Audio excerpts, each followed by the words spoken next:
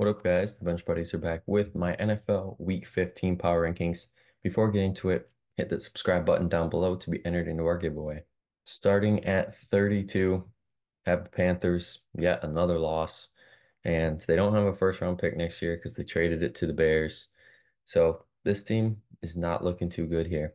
31 are the Commanders. They're moving one. They have lost four straight, six of the last seven. A team through the first month, I thought maybe there's some hope there to finish around 500, but they're gonna have to win out if that's the case. And they do have a tough schedule left these last four games: Rams, Jets, Niners, and Cowboys. And they can finish 7-10 somehow. I think it's honestly a good way to end the year. The Patriots move up one after their shocking win on Thursday Night Football over the Steelers. They end their five-game losing streak doing so with that first half performance. Three touchdowns in the first half. The offense disappeared in the second, but the defense stopped the Steelers by just enough to get the win on the road. And now they get an even tougher opponent this week in the Chiefs. 29 are the Raiders, and I think it's deserving here to drop them down this much because they lost 3-0 to the Vikings. Defense showed out, of course, yet again. Max Crosby made an impact, but the offense just wasn't there. And Jacobs left early with an injury, and that's something to monitor if he'll play Thursday night. Those Chargers moved down to 28 after their loss to the Broncos, and Easton Stick had to come in and replace Herbert because he could probably be done for the year. And if that's the case, a lot of people in fantasy football are going to not be happy with Eckler and Keenan Allen's workloads, more than likely to go up at a higher volume, but I don't know how well it's going to be translated on the field with a backup quarterback. 27 is the Cardinals. They're falling one here coming out of the bye week, and it's because a lot of teams just jumped them at this point. They get the Niners this week at home in a very tough matchup, probably the hottest team in football right now. And maybe this is the offseason where he gets Marvin Harrison Jr. or a top wide receiver in target and then bolster that offensive line to keep him protected. The Giants move up a little bit here with their win over the Packers on Monday Night Football. Tommy DeVito has came in and rejuvenized this franchise these last three games, three straight wins out of the bye week. And they face the Saints this week, which I think could be a win, get to 6-8, and possibly have a shot at the playoffs if that's the case. And Saquon's been good. They've started to get some, positive stuff out of the wide receiver room finally, which seems like in forever. So this Giants team, those two games against Philly, if they can somehow split and steal one, Giants could sneak into the playoffs here if they win all the rest. The Jets win in a shocking fashion, put up 30 second half points to upset the Texans. And if they can go into Miami this weekend, get a win there, they're in the playoff race as well because that remaining three games, all winnable games. Zach Wilson had one of his better games of his career this week. Breece Hall and Garrett Wilson, another impact. And the Jets, if they can play games like this and actually move the ball down the field, they're a team you don't want to play. The Bears move up as well after beating the Lions, getting a revenge win after blowing the loss in Detroit a few weeks ago. They're 3-1 in their last four, and that last loss was to the Lions. Who knows what this Bears team is due? There's still a way that they can make the playoffs. Obviously, they have to win out, and a lot has to happen. If Fields can play like this and they can figure out how to run the ball well, I can see the Bears, probably getting a few more wins here when it's all said and done. The Titans upset the Dolphins on Monday Night Football by one after rallying from 14 down with 3 minutes left to win this game. And that's because Will Levis is him, pretty much. Will Levis played great in this one. That one interception, it happens. He's a rookie quarterback, but the team is starting to get behind him, and it looks like the Titans have started to find their franchise guy heading into next year. The Steelers fall 2 spots to 22 after their loss to the Patriots. Ugly loss. They need Pickett back. He's already ruled out for Saturday against the Colts. They need to figure out how to get the ball to George Pickens. He is not involved enough. The Seahawks fall all the way down to 21. And in week 6, this team was the seventh best team in football in my power rankings. And since then, they have not found it at all. They're 1-5 in their last 6 games, still out of the playoffs due to tiebreakers. So that strong first half really helped this team to get where we are now. But they didn't really stand a chance against the Niners. And I get that they were winning 10-7 after the first, but after that, they just couldn't hold it together. And it's a big week for them this week. If they can somehow beat the Eagles at home, they're going to be still hanging around that playoff race. 20 are the Falcons, and they play the Panthers this week in what feels like a must needed win because this Falcons team has been very inconsistent. They were 3 yards short of a win against the Bucs at home after blowing the lead late. And you can see that schedule there. It's very favorable. If they can beat Carolina, the Bears, and the Saints, 9-8, I think is going to win this division. But it's the case of if they can do it. 19 are the Saints, and they take care of the Panthers at home. And they're tied in the NFC South as well with Atlanta and Tampa. And now they get the Giants in a big game for both of those teams this week. But the Saints, they have a little tougher of a schedule than those Falcons do. But if they can get the big win and go against Atlanta in the last week of the year, that could decide the division. 18, the Bucs move in here. So it's three straight NFC South teams, all just right jam-packed with a 6-7 record. Get that win on the road against the Falcons to get back into the division race. But they have the toughest schedule remaining here, especially with these next 3 weeks. Green Bay, Jacksonville, New Orleans, and then that Carolina game should be a win, easy win there.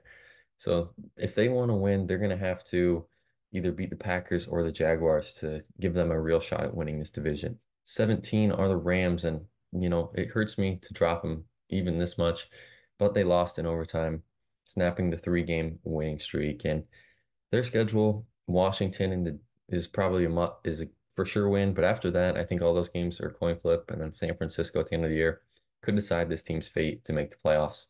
But if Stafford can play like this, Kyren Williams, if he salvages a touchdown, rushes the ball like this, not many teams can stop that. And it just so happened that they're playing one of the better teams in football. 16 are my Packers, and they didn't deserve to win this game, but they had a chance to late when they were up 1 point with a minute left. But Tommy DeVito took them down the field to win and get a game-winning field goal. But they currently still hold the 7th seed in the NFC playoffs at 6-7.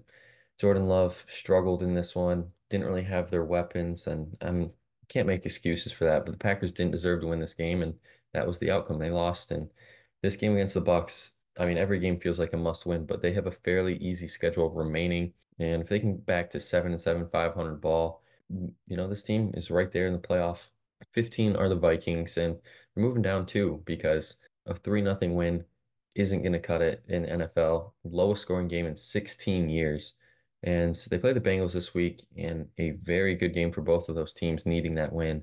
And then they finish with Detroit twice in Green Bay. So those 3 games, no matter what happens this week, is going to decide if the Vikings make the playoffs or not. 14 are the Colts, and their 4-game win streak got snapped in an ugly fashion. They just didn't show up in this one, and you could tell in this game that they really needed Jonathan Taylor. That schedule there, Vegas should be for sure win. Pittsburgh, they're struggling right now, and that should be a good game on Saturday. And the Colts kind of put themselves in a position to make the playoffs. It's just a matter if they can do that. The Browns are moving up here with a big win over the Jaguars. They were favored in this one, but them actually coming through and winning this game was kind of a shock to a lot of people. Flacco getting the win, his first one as a Cleveland Brown. He's now the 4th quarterback to win a game this year for the Browns. And they have a tough schedule here. Chicago, Houston, the Jets, and Cincy to close it. It's all right in front of them. I'd say 2 wins gets them into the playoffs in that loaded AFC. The Bengals, great win there to not just keep their playoff hopes alive, but I think keep them a legitimate chance to make the playoffs. And they have a very tough schedule here these last 4 weeks. Minnesota, both of those need to win. Pittsburgh as well, Cleveland as well, and the Chiefs, they're only 1 game ahead of the Bengals. Jake Browning, if he can keep playing like this, the offense keeps clicking, it's going to be tough for the Bengals to not make the playoffs. The Texans fall out of my top 10 to 11 after a very disappointing loss. CJ Stroud struggled, then left with a concussion, but they faced Tennessee twice, Indy and Cleveland. So these guys, it's right there in front of them yet again. They have a very favorable schedule in the AFC. And if they can beat Tennessee twice, get to at least 9 wins, they got to win at least one or other of those games to probably get in the playoffs. Broncos in the same boat here.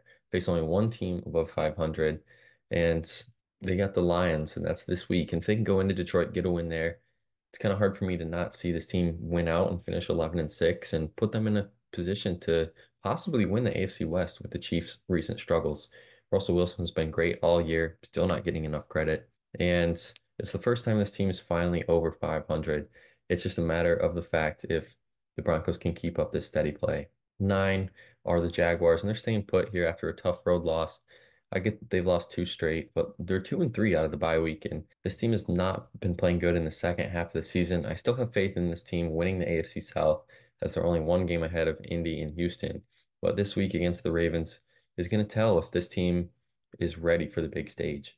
The Bills make the jump back into the top 10 after a win over the Chiefs in Arrowhead. I still think this team is at best 9-8. You can see their schedule there. Dallas, the Chargers, Patriots, and Dolphins. And I'll give you a pick early. I'm going with the Cowboys over the Bills on the road. And the Bills, they play good one week, and then this week they just struggle, and that's kind of been the story of their season here. So I think the Bills are going to lose this week, but it's going to be interesting. If they can upset the Cowboys and win this game, then they might finish 10-6 and win out and possibly could steal the division if Miami can trip up a little more.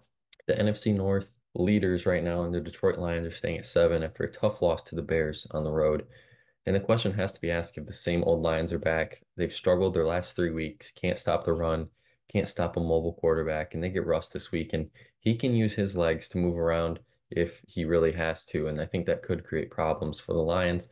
But Goff has to limit his turnovers. He's really been struggling as well. He's been at the forefront of the problem these last few weeks. At 6 are the Chiefs. I can't move them anymore because if they were onside, then they'd probably win this game or at least put them in a position to win this game. And that's now 2 times where Kadarius Toney has cost this team a legit chance at winning a game. And they still only lead the AFC West by 1 game. And I don't think people are talking about that enough, that the Broncos are right on their heel. At the end of the day, this team, they're built for these situations. They go into New England this week, and we saw them upset the Steelers last week, but the Chiefs are a whole different team, and this is a great game for the Chiefs to really put themselves back on the map. At 5 are the Dolphins. I'm not moving them either. Pretty much had this game won with 3 minutes left, but collapsed and unfortunately couldn't get it done. And now they get the Jets at home. Feels like a must-win game to keep that AFC East lead on the Bills. And their biggest concern is they're 0-3 against teams above 500 currently. Can't beat the good teams when they need to, and that causes concern with these last few weeks here. At 4, I have the Eagles, their lowest ranking to date since week 7, since they were 6th. And I don't think it's time to panic. Just a little cause for concern here. These last 2 games have been really bad, but they've also played 2 teams that are ahead of them right now in the Niners and Cowboys. Hurts struggled. Swift couldn't run the ball, and they couldn't really do anything on the Cowboys as the Cowboys just took care of business. And the only bright spot from this game was the defensive touchdown that Jalen Carter had. And other than that, the Eagles just didn't show up. At 3 are the Ravens, and Tylan Wallace returns a punt in OT for the touchdown to walk off the Rams at home. And right now, I think it's kind of the AFC is the Ravens to lose. I think the Ravens are the toughest team to play in the AFC. Lamar's been great all year, and now he's starting to figure out who he's got as a weapon. Odell and Zay Flowers have stepped up. If this team had Mark Andrews, and maybe they will get him back for the playoffs if they get a bye, this Ravens team could be a scary one, and I don't think anyone wants to go play the Ravens when they're fully loaded. At 2 are the Cowboys, and they demolish the Eagles on Sunday Night Football. It's their 15th straight home win, but they do have a tough 4 game stretch. All of those teams right now over 500. They have the Bills, Miami, and Detroit left, and then they get the Giants, I believe, at the end of the year. I don't know how this team's going to finish, but if they can go into Buffalo, which I think they're going to do, and get a win, it's kind of telling that it might be Cowboys Niners in the NFC Championship. And at 1 are those Niners yet again for the second straight week. They take care of business against the Seahawks. And this game, I know that they were losing 10-7 after the first, but this game felt like it was over after McCaffrey's 74-yard run to start the game. They've won 5 straight since the bye week and after acquiring Chase Young. Chase Young and Bosa on the edge is just tough to stop. And Brock Purdy has all the time in the pocket, it feels like, to do whatever he wants. And it's his career high passing yards in this game against Seattle. McCaffrey lit it up and didn't even score. And then Debo, he's just put together 3 solid weeks. And they go into Arizona, who can't really stop anybody right now. Not a good matchup for those Cardinals. But that's going to be it for my Week 15 power rankings. Check back next week as the playoff race is heating up to see where your favorite team ranks. But until the next time, the Bench Buddies are out.